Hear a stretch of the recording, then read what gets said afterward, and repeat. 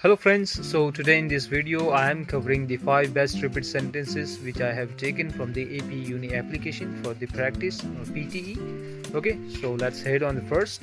The building will be closed and reopened next week. The building will be closed and will reopen next week. Okay, so let's move on next.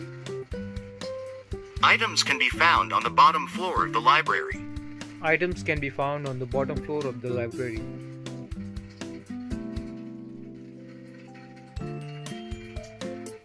Okay, so next.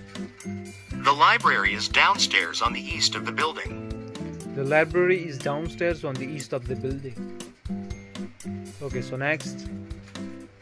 If you have any questions in the exam, please raise your hands.